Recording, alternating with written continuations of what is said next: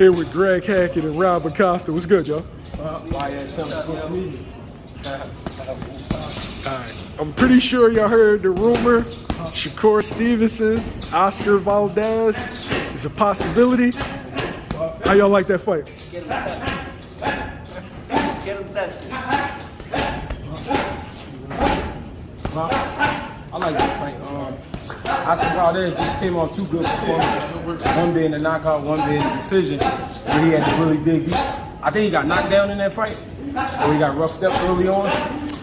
He was down. Yeah, so we know he can fight through adversity. We know he's been going through some controversial shit with the juice and all that. He said it ain't true. Came out that it wasn't true. All right, we're gonna rock with it. Shakur going up the ladder still. He, even though he chant and by up the ladder, I mean he only gonna fight better and better competition. Valdez, I think, will do enough to make it a great fight or a good fight, but not enough to win. I don't think he'll go win against Shakur. It's not that I'm counting him out. It's just it's a wide margin in the skill set, and we not gonna act like Shakur not coming in shape. He gonna come in shape. You know what I mean? I would like to see. I like to see Shakur take a little bit more risk in this fight, and I think about that. We try to break it out of him, try to get him to take more risk. He's trying to make it a dog fight. Yeah, he one of the big time chess players in boxing right now. He almost dare you to make certain moves. So I see what Rob talking about, and I can see that happening. But the thing is, it's like putting yourself in his hands. You know what I mean, giving yourself away to Shakur. If you start taking all these crazy chances, he gonna start setting you up real nice for something pretty. You know what I mean, that could be that. So, I don't think Shakur is big puncher, even though he stopped Jamel Herring. I think that fight was more about Jamel Herring understanding that this is a great fighter that he in front of. And because he was kind of giving up in his head. He was fighting, but he wasn't fighting. You know what I'm saying? He was putting himself in range, but then he wouldn't do nothing. And then Shakur is still off, and it just became overwhelming for him mentally. So I feel like Valdez will sort of go through the same thing, but he'll start off a little harder. You know what I mean? He'll start off hard, but you know what I mean? Rob, how you see that fight ending? Valdez come in decent shape. That's gonna be a great fight. He just gotta come in decent shape. And Shakur is definitely gonna put some skills in that tactician that he knows. Yeah, I mean, but we know he's gonna come in great shape. He with the 2022 Juice Crew. You know what I'm saying? He running with them boys. They got the package. You know what I mean? So we know he's gonna be in some shape. But what you gonna do with it? Can your mind hold up? You know what I'm saying?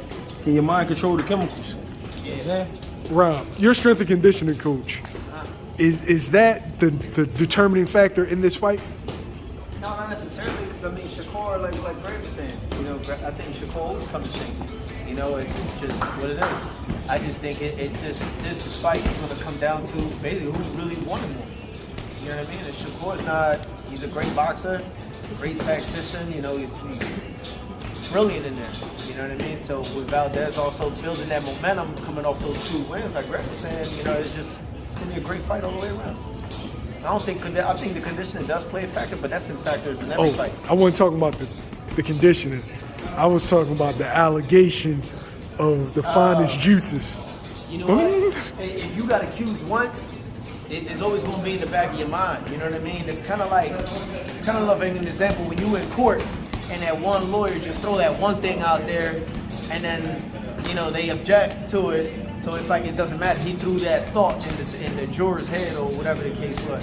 So it's like it's already out there that he did do it before. He did test positive before. So now it's all a matter of like, do you care? Does Shakur really care and say, fuck it, you know what I mean? We could still rumble, or he's gonna be like, yo, you gotta get tested up until the day of the fight. Yeah. You gotta spend that money on Valdez. You know what I mean? Valdez, I don't know. Spend that money. I think it's like $10,000 every time. Is it? No, it's like 20 for like 10 tests, and it don't be cheap. That's why everybody ain't getting it. It be taxed.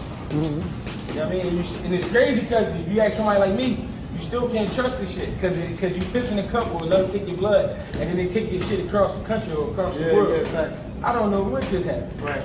Not only that too, the steroids give you something, like it'll give you that extra performance level, but that still can get you knocked out. You know what I mean? You can ask anybody that was at the Fernando Vargas de la Hoya fight. You know what I mean? He tested positive, and he ended up getting hurt by the lawyer. So it's there. I don't know. We'll see how it goes.